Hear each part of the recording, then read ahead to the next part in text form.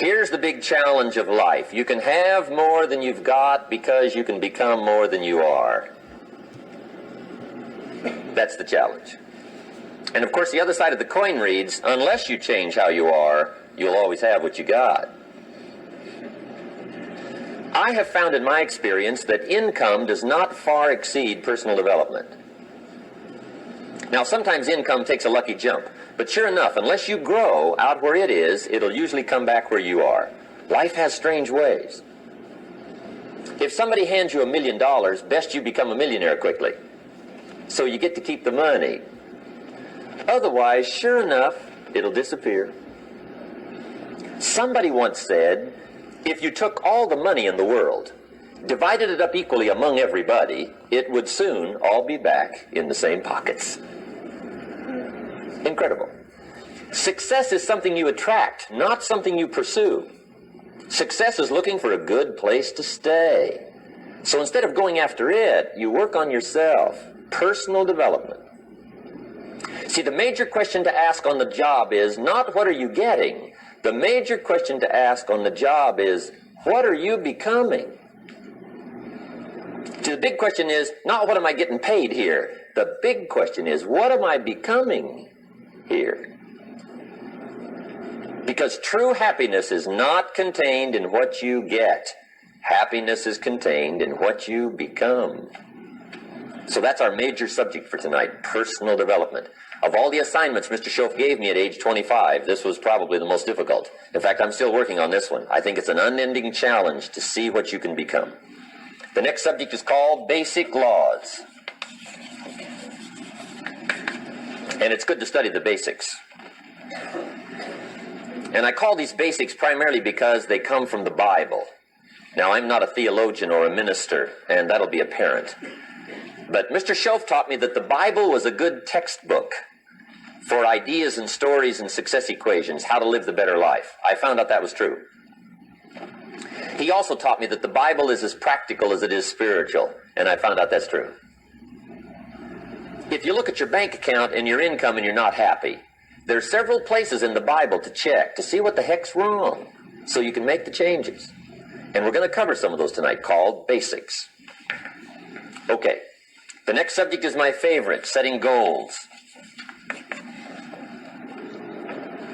Mr. Schoaf taught me how to set goals. What a favor that was. One morning at breakfast, shortly after I met him, he said, Jim, let me see your current list of goals, and let's go over them and talk about them. He said, maybe that's the best way I can help you get a better direction started. And I said, I don't have a list. He said, well, is it out in the car or home somewhere? I said, no, sir.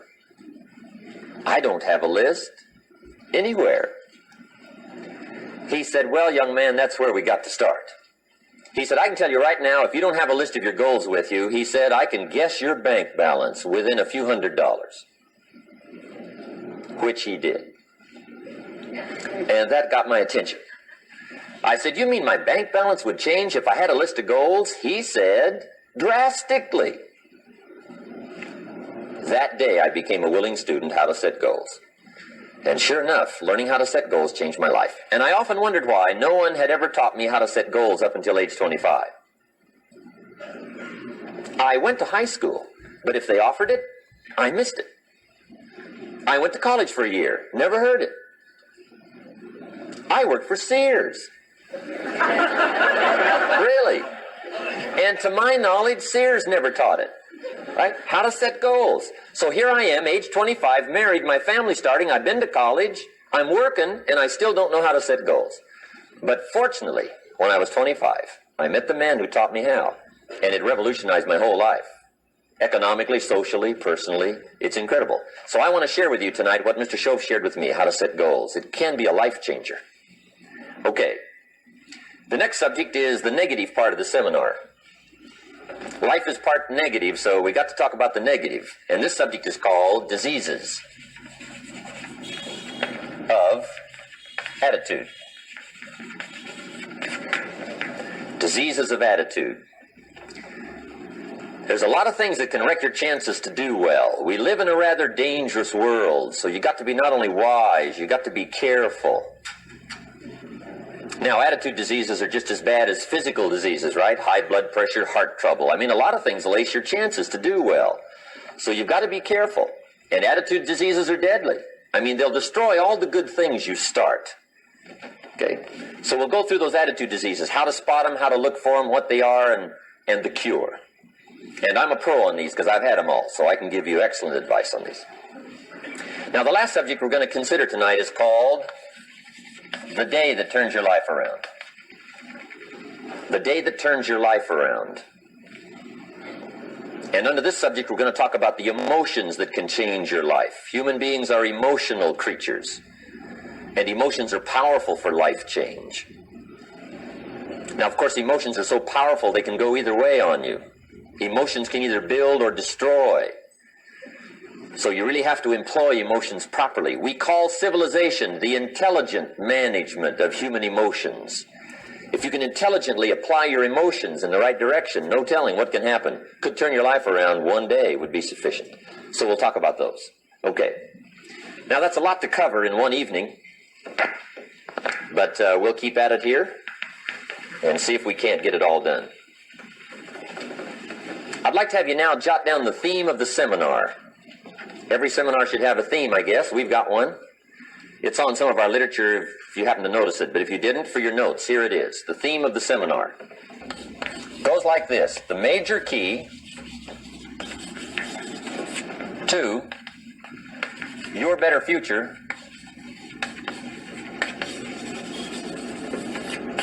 is you.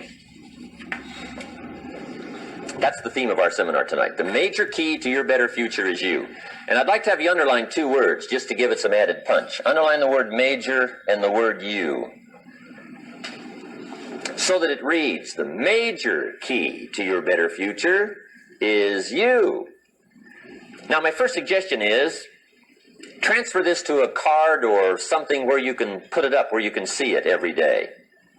Preferably put it up where you can see it at the beginning of the day, before you go off to put the day together. This is a good phrase just to glance at, to keep in mind as you're putting the day together. It's called the silent seminar. If you'll just let this talk to you during the day, I found it to be tremendously helpful. The major key to your better future is you. For a big share of my life now, I didn't have this one quite figured out. Among a lot of things I didn't have quite figured out. Many things used to puzzle me back in those early days. I used to wonder why two people could work for the same company, one make twice as much money. Now, see, that used to puzzle me. And maybe they were the same age, graduated from the same school, live in the same community, work for the same company, with the same products and the same services. They've got the same traffic, the same problems, and one makes $1,000 a month, the other one makes $2,000 a month. Now, that was my puzzling question. Why would this long list be the same and the money twice as much? I asked, what's the difference between $1,000 a month and $2,000 a month? And I don't mean $1,000 a month, right? I could figure that out. But what makes the difference? Why would one person do twice as well, 3 times as well? Speaking economically. Now, I know there's more than one way to do well. I understand that. But in this little narrow area called compensation, what's the difference?